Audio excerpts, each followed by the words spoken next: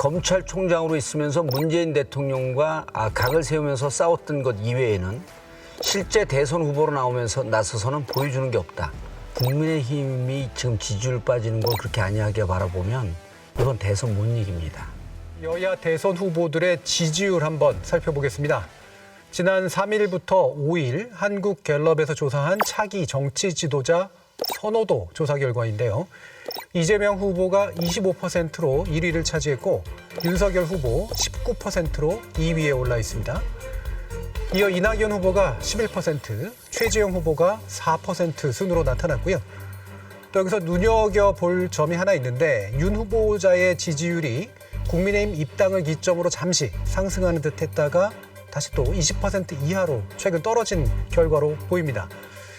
이렇게 발표된 한국사회 여론조사, 한국사회 여론연구소 여론조사 결과에서도 윤석열 후보가 한 주 만에 4%포인트 떨어진 28.3%를 또 기록하기도 했는데요.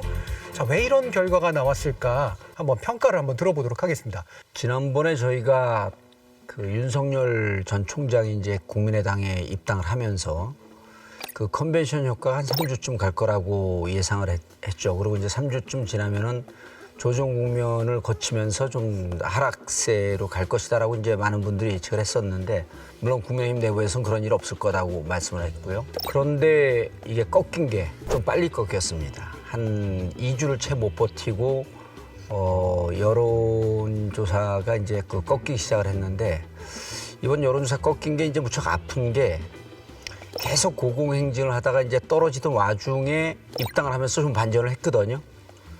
그런데 그 이후에 떨어지는 게 누구의 그 탓으로 떨어진 게 아니라 본인의 있는 모습을 그대로 보여주면서 실력의 바닥이 드러났다라고 하는 평가가 많단 말이에요. 그러니까 결국은 이 대선이라고 하는 것이 바람도 중요하고 그다음에 당세도 중요하지만 결국은 본인 컨텐츠가 얼만큼 되느냐라고 하는 컨텐츠 승부를 하는데 검찰총장으로 있으면서 문재인 대통령과 각을 세우면서 싸웠던 것 이외에는 실제 대선 후보로 나서서는 보여주는 게 없다.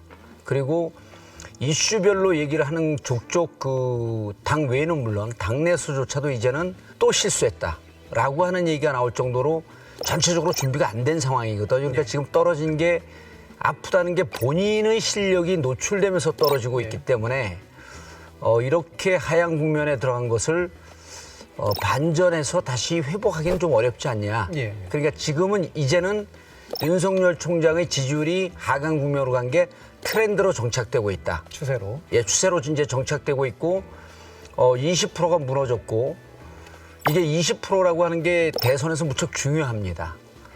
이게 무너지면 15%까지 가는 것도 초읽게 들어간 거 아니냐. 네.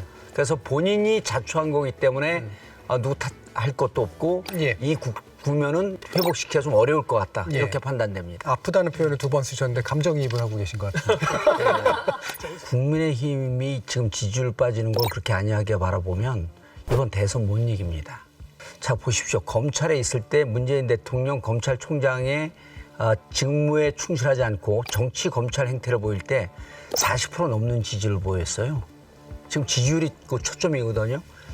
그런데 나와서 계속 지지율이 상승을 했다가 꼬꾸라지는 기간이 더 길고 이 부분에 대해서 이 원인이 뭐냐라고 하는 걸 따지는데 두 분이 지금 별로 조정 국면이고 그리고 다시 회복될 것이다. 이 지지율 떨어지는데 국민의힘이 역할한 거 있나요? 없어요. 본인이 혼자 만든 겁니다. 그리고 본인이 혼자 만들었는데 이분은 내용을 정확하게 얘기하는데 내용 표현에 문제가 있었나요? 아니죠. 우리 국민들이 촛불을 겪으면서 대단히 정치적 인식이 높아지고 정치 고관 여층이 많아졌는데 이분들이 보기에 대통령으로서 후보에 나서기에 준비가 안 돼 있다고 보는 겁니다. 그리고 그때 뭐라고 조롱 섞인 얘기를 했나요? 과외한다 그랬죠? 3개월 동안. 대통령이 3개월 과외한다고 된다고 했습니까?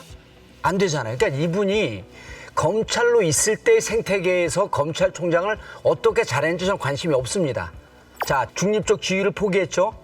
나왔어요. 대선? 오케이. 하라고 하십시오. 그러나 검찰로 있을 때 생태계와 정치적 생태계는 틀리고 정치라고 하는 것은 전방위 분야에 있어서 대한민국을 어떻게 운영하고 미래를 어떻게 설계하겠다라고 하는데 이런 부분에 대해서 내놓는 정책이 없다는 거예요. 아니, 그래서 잠깐만요. 제가 그리고 그런 부분에 있어서 공정과 그 정의 문제 얘기하는데 장모가 관여하지 않고 별 문제가 없다? 직접적으로 뭘 관여했습니까? 이렇게 되면요, 이번 대선 필패입니다. 아니, 알겠습니다. 이미 예. 처가의 정착이라고 하는 게 대선에서 왜 부인이 중요한지, 왜 부인의 집안이 중요한지, 이런 것에 대해서 오바마 정치 분석을 해놓은 걸 보면 대선은 이따가도 제가 말씀드릴 텐데 본인의 문제도 있지만 처가의 정착이라고 하는 게 한 40에서 50% 정도 영향을 차지합니다. 근데 처가의 중심축인 장모가 구속이 됐는데 내가 직접적으로 한 거 없다? 그렇게 계속 주장하십시오. 국민은 그렇게 보지 않습니다.